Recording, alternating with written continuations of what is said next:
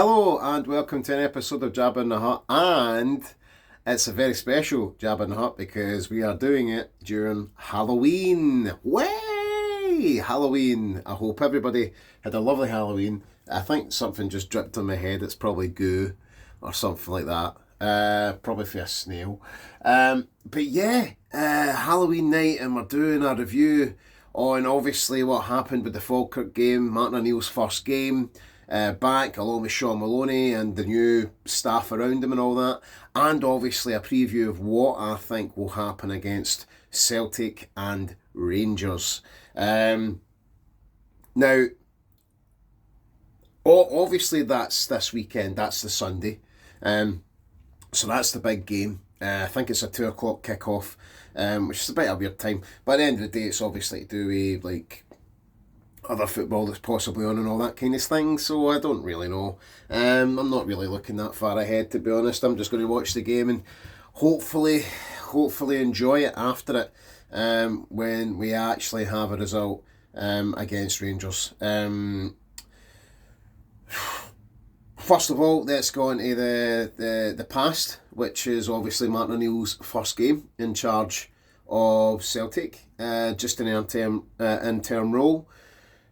Really great. I thought the intensity was really high. Fantastic play by the players. And some players got a start that haven't really had a start. With Sriracha and Ralston. I thought the two of them were actually pretty solid. Plus, Sriracha was just having a great game. I really think he's gave himself a chance to be in this Celtic Rangers game. I would say for Nygren as well, I think Nygren is perfect in that number 10 role, just as the attacking behind the striker kind of deal. I really liked him there. I thought, I've always had that feeling about Nygren, where I could see him in a kind of like a Martin O'Neill side, or, like a Neil Lennon side, that kind of thing. I'm so glad it's Martin O'Neill, by the way.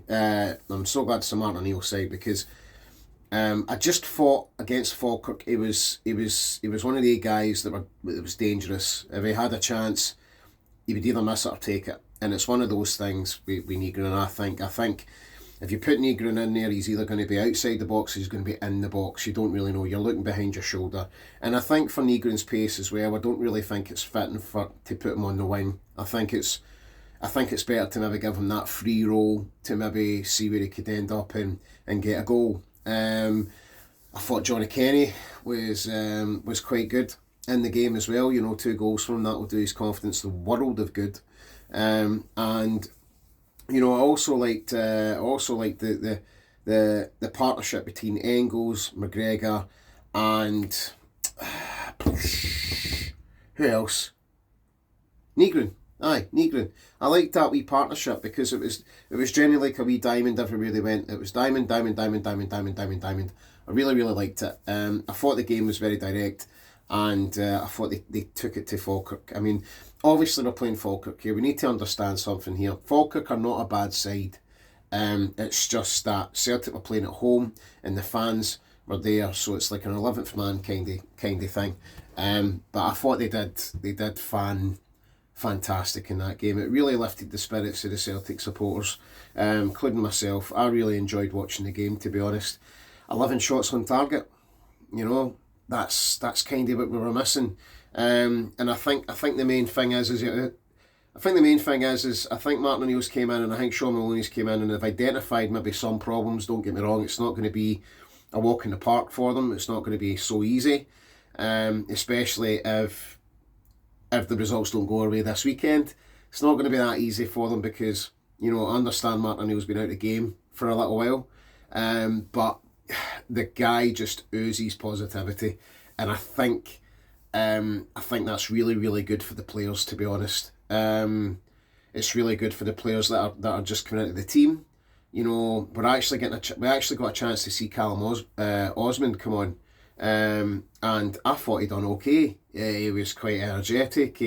At one point, he skinned 3 players and then hit a shot, and the keeper saved it, obviously. So it's one of those things where I'm generally like, Yeah, I can see a lot in this Martin O'Neill team that might actually be quite good. I would generally like to see, and I know this is just one game, I'm not jumping to conclusions here, but if Martin O'Neill's bringing the confidence up of the players for obviously the next manager that comes in, um, then I don't know how much work Sean Maloney's doing on the training park, but you know, the guy's got experience, let's be honest here.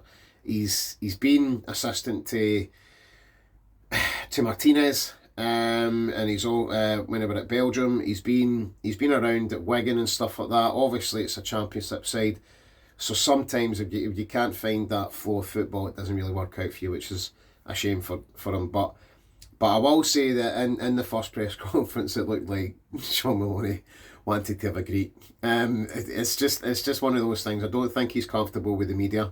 I don't think he likes the spotlight on him. I just think he likes to work in the background, and that's what he likes to do. And that's off fair to the guy.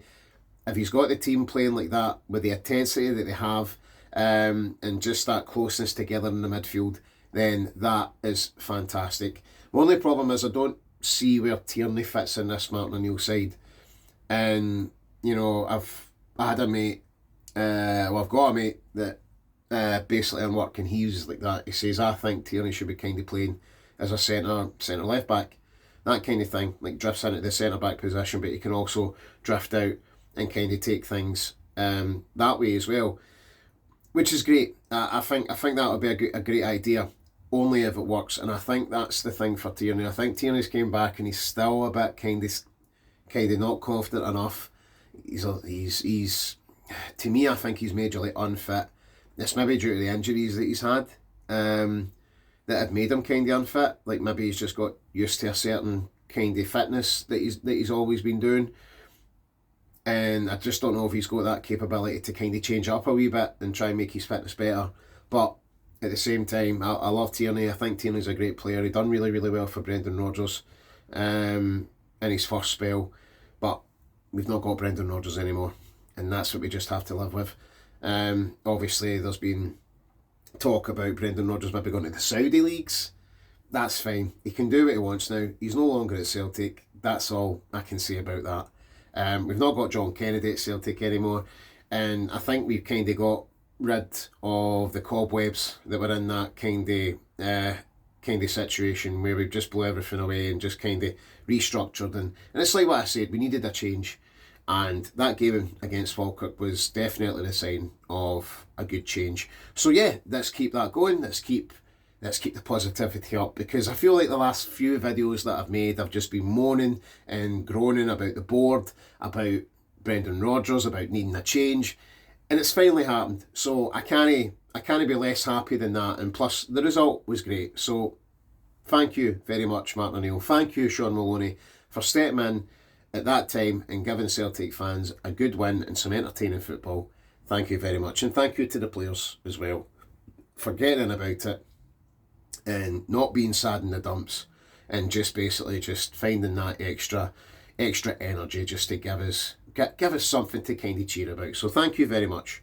Anyway, stepping forward, the preview of Celtic versus Rangers, semi-final, League Cup semi-final. My thoughts on this one is, basically, I'm kind of neutral on it. Because Danny Rowe wants to get a result as well, and because Martin O'Neill obviously get a result, I feel like Danny Rowe's had more games with Rangers. He's basically had 3 games with Rangers, so he's kind of got that feeling inside him. I don't know how good Rangers are. I've not had a clue. I've just been kind of focused on Celtic right now. All I know is, they lost against Brann, because I watched that game, and they won, and then they won again. So they've won 2 games, and you just need to kind of say to yourself, well, that will give them confidence, and their spirits will be high as well, especially with Danny Rowe coming in and rejigging that and making players energetic. And he seems like one of these managers that's up and down the touchline, clapping them on cheering them on and all that kind of thing. But I just feel like Martin O'Neill's experience might take the game for Celtic. It might make Celtic go through. Because I think I think it'll be a close game, don't get me wrong. I think it'll be a hard-hitting game. But I can see Celtic... The only problem is Celtic don't have a recognised striker right now. Okay, Johnny Kenny scored 2 goals, which were great. Great for his confidence. Great for the man himself. So I think he's got to start, obviously. But you just don't know who else you can put in that position. So say if Johnny Kenny's doing terrible, what do? Do you put Maeda through the middle? Maeda's not really been firing on cylinder either. So do you shove on Shinya Mada? Possibly, but he's not going to get you a goal. So that's the problem with Celtic. So my feeling is that it's probably... Rangers, I feel like, have more striking power right now. Because they've got Majowski, they've got Chimiti, and they've also got Danilo, who has came back and he's trying to impress to get in that start lineup. So for me, they have more attacking prowess, whereas Celtic kind of don't. Like, we've got the midfield. Like, that's what I'm trying to say here. If you can't score from your attacking situation, like your strikers or your wingers, then you've kind of got to look at that Nygren position and say to yourself, well, maybe Nygren could score. You know, maybe Nygren could play a part in this game. I just don't know. I don't know how to cut it. I'm not going to say Rangers are going to win it. I'm basically going to say that Celtic are probably going to use all their fight, all their experience, and I think Celtic will probably edge a win. I know I'm down it already, but it's not because of the fact that it's the same excuses that we've had for the start of the season. We don't have a recognised striker. We don't have a Kyogo. You know what I mean? And we've not got a Jota flying down the wings as well, trying to help it. But we do have a Tenekti, and I think Tenekti will be good in the game. But again, I think he might be marked out the game. It just depends on Danny Rawls' experience. You know what I mean? Because obviously he dropped Tavernier at the weekend there. So I think he's kind of getting to the point where, look, listen, you need to defend. And as the Rangers supporters like to call him, Big Tavernier. He'll be basically Big Tav. He'll be there. You know what I mean? Like, I think he'll probably get his game. But if Maeda's there, then it could be a torrid time for him. But again, I just don't know how it's going to go. I can't predict Celtic and Rangers games apart from the fact that I just did. I think Celtic are going to win. I think it's going to be a hard one. I think it might be 2-1 to Celtic. It's not going to be a cricket score for Celtic. We always say this and then they end up like drawing or struggling to win the game.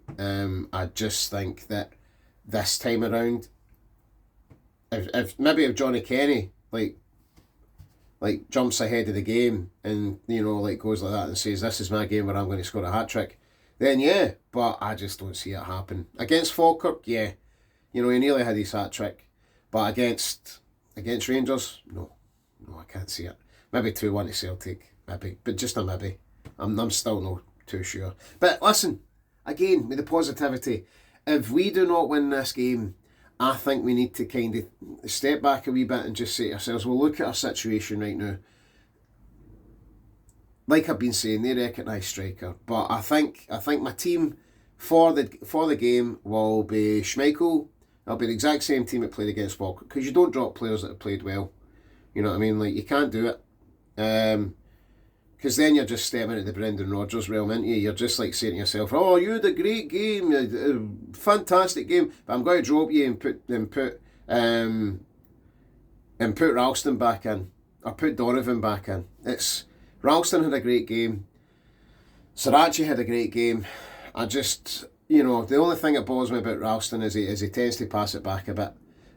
But you know, maybe they've worked on that at the week. I don't know, but I would stick to the same team. I would stick to Sriracha, Scales, Trusty, who I thought had a great game. Same with Scales as well, and Ralston. Midfield, Engels, McGregor, Negrin. If it switches around, then that's fine. Tenecte, Kenny, and Maeda on the left. We have to start Maeda, you know. It's one of those things. It's one of those games where, you know, he can give Tavernier a torrid time. Let's be honest. He can give any Rangers player a torrid time. And sometimes he likes playing against Rangers. I just hope that maybe Martin O'Neill's had a talk with him and said, look, listen, your transfers in the limelight. You can go in January if you want. On you go. You know what I mean? Like just do your talking on the pitch. You know what I mean? And more teams will come in for you. Hopefully he says that to him. I'll say this about Atati, and I'm going back to the Falkirk game here. When Atati came on, he looked like he could not be arsed coming on, to be honest. Just for the body language and the way, I think it's hard for him to try and play in a team that he's going to get dropped in. But I'm sorry, I wouldn't play Hatate this weekend. I just don't think he deserves it. He's a very, very... He plays one great game, plays maybe two great games, and then he's just back to being... I'm dead nervous, I'm looking at the back of me and all that kind of thing. That kind of player. He's got all the talent in the world, and that's the thing. It's just so annoying. But we used to kind of say to ourselves, like, he's the only one that will pass the ball in a difficult situation. And sometimes it works and sometimes it doesn't. But I think in this game, we need it to work. We need it to work desperately, and that's why I think you need a settled diamond in that midfield. And I think Engels, McGregor, and Negrin were playing it quite well. But again, we'll see this weekend. Nothing's set in stone. So yeah. If you're looking forward to it, go out, make sure you're okay. Don't get too bevied up. And whoever's watching this, just remember doing something means everything. And happy Halloween. Yes. I got this for my birthday, by the way. Fantastic present. I would have just done with this, but I got something else that is fantastic. But I'm not going to boast about it and all that kind of thing. Put it this way: the wife done well. She done really, really well. I just need to try and do well for her birthday. You know, flowers and chocolates will probably do.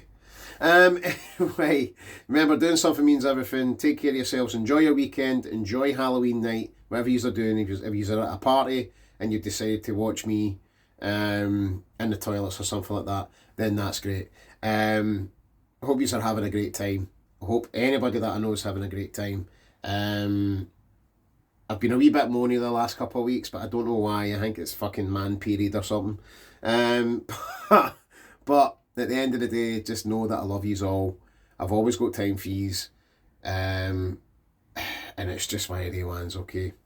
You know. Anyway, draw me a line, give me a chat. Love you all. I've said that about fucking 6 or 7 times. And stay safe and behave yourselves. Alright, that's including Sunday. See you later, okay? Bye!